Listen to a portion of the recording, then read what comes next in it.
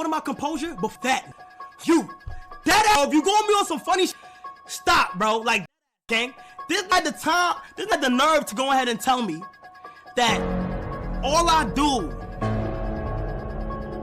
is bring celebrities on stream and shit like that, do collabs and shit like that and cool like that, which I understand is a big part of what I do in there. It's just the most viral, you feel what I'm saying? I don't even account for the half of the shit I've already did, which is fine, that's cool, you feel what I'm saying? Then they'll say, oh my God, he only does this, he don't do nothing this, he cry for subs. Gang, I done switch it up in so many, like we could do whatever you want. I done switch it up to international, I done went international overseas, IRL, I done did gaming, and you was on my while I was gaming Elden Ring, you was in my chat, offering me $25,000 for each boss that I fought. Every time you came back in, let's not even bring it up. No, let's bring up the facts, gang. Glaze me, because talk don't remember what the f they be doing. Auditory sojourners for the concatenation of syllabic pugilism unleashed by Cenat upon XQC. A roast so vehement, so incendiary, it left the digital ether scorched and the spectators agog with stupefaction. This was no mere colloquium amicorum, no perfunctory repartee. No, Kai unfurled his rhetorical arsenal with the fervor of a Diogenes armed with a floodlight, illuminating hypocrisies and dismantling pretensions with unrelenting fervor et ignis.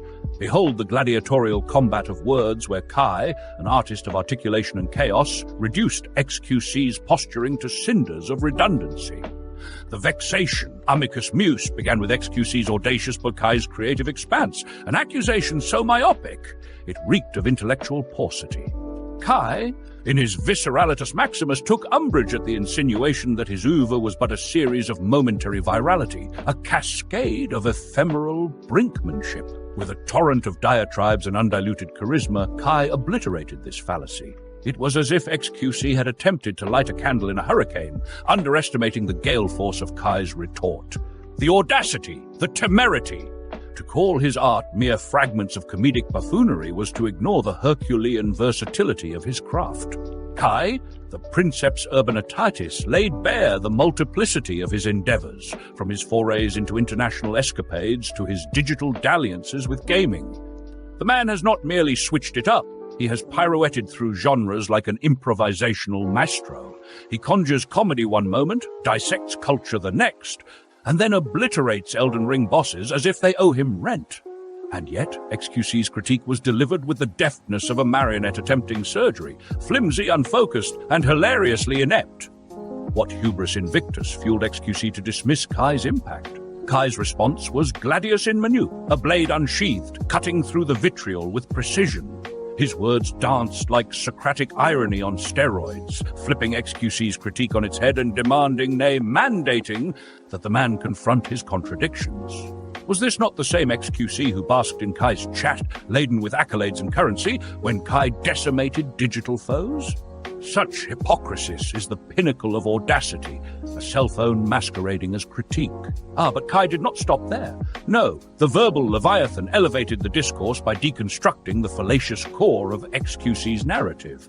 He highlighted, with the fervor of Cicero indicting Catiline, that creativity cannot be confined to a singular dimension. To reduce Kai's magnum opus to viral moments was to attempt to confine a storm within a jar.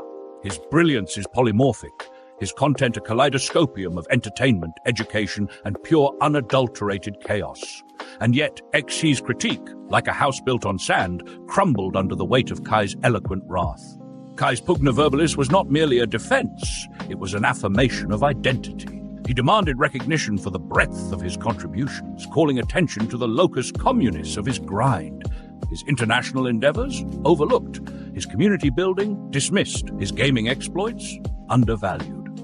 Kai, with the precision of a linguistic acrobat, turned the tables on XQC, presenting receipts, figurative and literal, that obliterated the credibility of XQC's rhetoric. And the crescendo magnificus! Kai's final blows descended with the force of a Zeusian thunderbolt. He did not simply he annihilated. With a flourish of theatricality, he called out the paradox of XQC's critique, how one can simultaneously deride and depend on Kai's creativity. Kai's roast transcended mere argument. It became an opus magna, a symphonic exposition of self-worth and an indictment of the naysayers. It was less a response and more a manifesto. But let us not overlook the theatrum mundi, the larger performance space of the internet. Kai's roast, in all its sublimitas, exposes a deeper malady in the digital polis. How often do creators find themselves pigeonholed, their vast contributions reduced to stereotypes by those who ought to know better? XQC's critique represents not an isolated moment, but a pervasive ignorance, a refusal to acknowledge the labor, creativity, and innovation that fuel online artistry. Kai's verbal onslaught, therefore, was more than personal vindication. It was a defense of creators everywhere.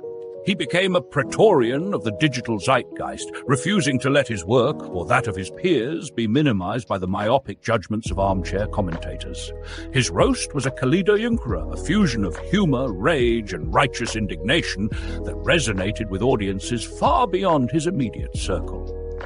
As we dissect this mimetic operetta, let us not forget the metatextuality of Kai's roast.